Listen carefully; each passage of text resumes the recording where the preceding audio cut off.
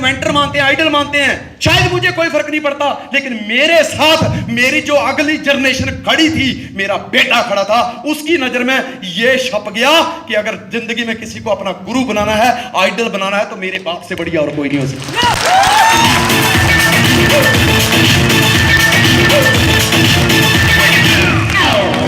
इसी सोच को तो बड़ा करना है दोस्तों। आज घर में जाना, जितने इस संसार के महान लोग हैं, आप उनकी फोटो लेना और घर में रख लेना और एक अपनी फोटो डाल देना और अपने घर के किसी सदस्य को बोलना, इसमें से जो तुझसे सबसे अच्छा लग रहा है उसकी फोटो निकाल ले। या यकीन मानना, आपने जो 20-25 फोटो रखे होंगे वो सबको एक एक करके देख के उठाएगा, शायद किसी एक फोटो का चुनाव करेगा उन 25 फोटो में आपकी फोटो को छोड़ के। क्यों? क्योंकि आपने अभी तक कुछ किया ही नहीं। लेकिन विजन क्लियर का मतलब क्या है कि अगर एक बार मैं डिसाइड कर चुका हूं तो अब चाहे संडे हो चाहे मंडे हो, मैंने एक दिन के या एक साल के लिए डिसाइड नहीं किया, मैंने होल लाइफ के लिए डिसाइड किया है। आज बेशक मैं कुछ नहीं हूं, आज बेशक उन 20 लोगों की फोटो में से मेरी फोटो का कोई चुनाव नहीं कर रहा, उसको इग्नोर कर रहा है, लेकिन आने वाले वक्त में लाखों के बीच में उनके नीचे मेरी फोटो दबी होगी और दुनिया में हर बच्चा उस फोटो की तलाश में होगा कि मैं इसके जैसा बनना चाहता हूं।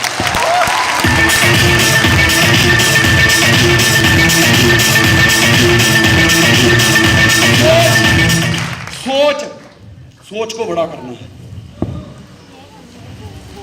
ड्यू सॉफ्ट आपके लिए भी वही है, मेरे लिए वही है। फर्क कहां है सोच का?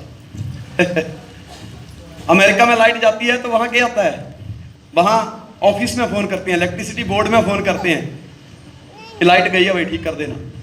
जापान में लाइट जाती है तो खुद ही टेक्नीशियन बहुत तगड़े हैं, वो खुद ही फ्यूज निकाल के चेक करते हैं कि लाइट यहां से गई है वहां से गई। लेकिन इंडिया में लाइट जाती है तो बंदा कहता है बच्चा जा देख बाजू वाले अंकल की गई कि नहीं गई। वो देखता है पापा गई तो बता सो जा आराम से, उसकी भी गई है ना। मतलब आज अपनी गई का गम नहीं है, आज खुद को चेक आ रहा नहीं आ रहा इसकी परवाह नहीं है, पर तुझे चेक क्यों आ रहा है इसकी बड़ी जलन है लोगों को। मुझे नहीं आ रहा तो मुझे उसके ऊपर काम करना चाहिए, बल्कि ऐसा नहीं हो रहा बंटी को क्यों आ रहा है इसकी जलन है। और टीचर ने बोला खुद ही को कर बुलंद इतना कि हर तकदीर लिखने से पहले खुदा खुद बंदे से पूछे बता बंदे तेरी रजा क्या है, इसका मतलब बताओ।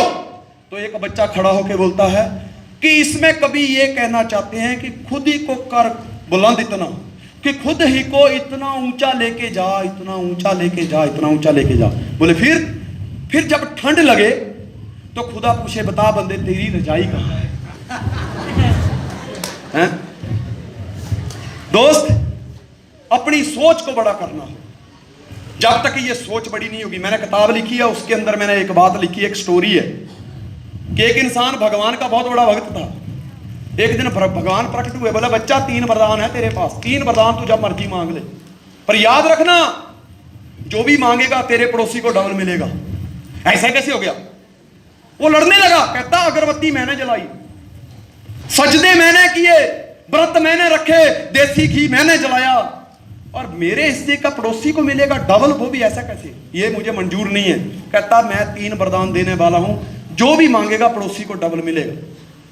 सोच ले क्या करना है। अब वो बंदे ने अपने रिश्तेदारों को बताया, सेटिस्फैक्शन नहीं मिली, सेटिस्फैक्शन नहीं मिली। फिर दोस्तों को पूछा, सेटिस्फैक्शन नहीं मिली। पड़ोसियों को पूछा जो जिनके साथ अच्छी बनती थी, सेटिस्फैक्शन नहीं मिली। फिर उसने अदालत में गया, वकील हायर किया कि ऐसा ऐसा प्रॉब्लम है, क्या करने का राय दे। वकील ने बोला जा भगवान से मांग ले कि मेरी एक आंख फूट जाए। बोले इससे क्या होगा? बोले चुप, जो बोलता हूं वो कर। गया, अब उसके पास उसके ज्यादा कोई चारा भी नहीं था, लास्ट में तो वो एक ही था अस्थि, उसके बाद कहां जाता। गया भगवान के पास, भगवान ने बोला मांगो बतस क्या मांगते हो। बोले मेरी एक आंख फूट जाए। बोले जा तथास्तु, आंख फूट गई, पड़ोसी की दोनों फूट गई। बड़ी खुशी हुई, बहुत खुश हुआ। मजा, अपनी तो एक ही गई है, इसकी तो दोनों गई। यहाँ भी होगा वहाँ भी होगा, अब तो सारे जहां में होगा क्या मेरा ही जलवा। वकील के पास फिर फटी ही आंख लेके गया वकील के पास कि जैसा आपने बोला था वैसा तो कर दिया, अब दोबारा क्या मांगूं?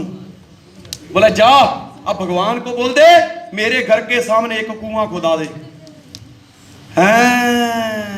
अब और तसल्ली हुई। अब पता चला, अब जैसे कुआं मांगा, उसके घर के सामने एक कुआं, और अंधा पड़ोसी जिसकी दोनों आंखें फूटी हुई हैं उसके घर के सामने दो दो कुएं। आप आइडिया लगा सकते हैं उस बेचारे पड़ोसी का क्या हाल हुआ होगा। आज लोगों को अपनी गई का गम नहीं है, तेरी कैसे रह गई। एक बंदे की बीवी भाग गई है, उसको उससे कोई टेंशन नहीं है, लेकिन तेरी अभी भी तेरे पास क्यों है, उसको उसकी टेंशन है। सोच लोगों की ऐसी है। यही चीज मैं चंदन और खुशबू को बताऊंगा कि बहुत सारी मार्केट में कंपनियां चल रही हैं, चुन्नी मुन्नी दवानी ठानी कंपनियां बहुत चल रही हैं, पर याद रखना लालच देंगे तुम्हें। वो क्यों देंगे तुम्हें? क्योंकि तुम्हारा अच्छा चल रहा है। तुम फेल हो जाते, तुम असफल हो जाते तो तुमको कोई नहीं पूछता, लेकिन जब तुम कामयाबी की तरफ आगे बढ़ रहे हो, लोगों की सोच ऐसी है कि मेरा तो चल नहीं रहा, अताल्ला खां जैसी है कि मेरी नहीं तो किसी की भी नहीं जा, कि मेरा तो चल नहीं रहा है, या तो इसको ले आऊं अपने नीचे डाल के काम चलाऊं, मेरा चल जाएगा, ये काम करेगा, मैं घर पे बैठ के खाऊंगा। दोस्तों, किसी की छीनना झपटी से आपकी 1 या 2 दिन की या 1-2 महीने की रोटी चल सकती है, लेकिन दोस्त अगर बिजनेस खड़ा करना है, बहुत बड़ा बिजनेस खड़ा करना है, तो उसके लिए डुप्लीकेशन की जरूरत होती है।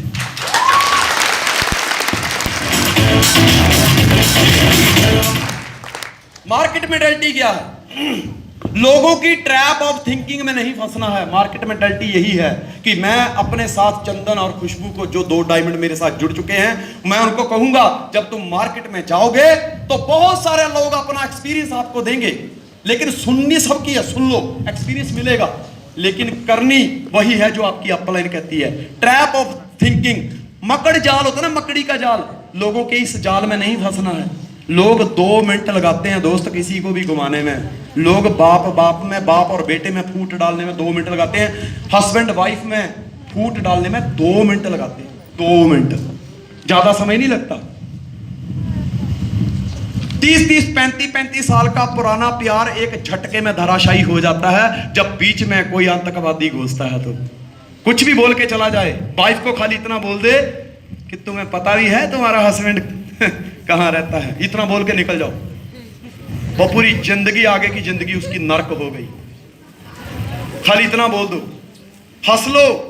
शादी के बाद ये भी नहीं मिलेगा, क्योंकि शादी के बाद जब हस्बैंड हंसता है तो बीवी टेंशन में होती है, ये साला क्यों हंस रहा है, ये क्यों हंस रहा है।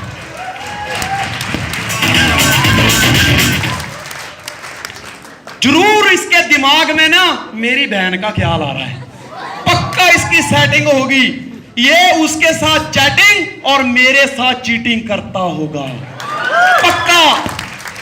अगर आप थोड़ा मूड फ्रस्ट्रेट होगा ना तो फिर ऐसा सोचेगी, क्या बंदर जैसा मुंह बना के रखा है, मैं अच्छी नहीं लगती तुमको, मैं अच्छी नहीं लगती है, मैं अच्छी नहीं हूं। तब तो बड़ा गोलगप्पे खिलाने लेके जाते थे, अब मैं अच्छी नहीं लगती। मतलब आपका मुंह सूजा है तो भी लात, तो भी रामायण होने वाली है घर में। अगर आप हंस रहे हैं, भूल से हंस दिया ना, अगर आपने हंस दिया समझ लो आप हंस गए। मतलब आपको नेचुरल नॉर्मल लाइफ जीनी पड़ती है, नाटक करना पड़ता है। हेलो, सोच ऐसी है, इसी सोच को बदलना है। कुछ लोग ऐसे होते हैं शादी से पहले रिकॉर्ड तोड़ देते हैं, आजाद होते हैं, बीवी आती है धीरे धीरे स्लो हो जाते हैं। क्यों? क्योंकि बीवी दिमाग में ऐसा कीचड़ कचरा डाल देती है, वो बेचारा स्लो हो जाता है। कुछ लोग ऐसे होते हैं अभय की तरह, शादी से पहले स्लो होते हैं, लेकिन जैसे ही स्वीटी मैडम जैसी कोई जुनूनी मैडम आ जाती है, पॉजिटिव मैडम आ जाती है, जिसका विजन क्लियर है, ड्रीमर है, एक्साइटेड है, जुनूनी है, तो फिर गाड़ी भी आ जाती है, तरक्की करने लग जाते हैं, वर्ल्ड टूर पे जाने लग जाते हैं।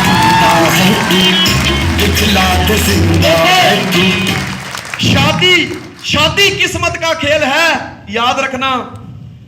या तो रानी भी मिल सकती है या फिर उसी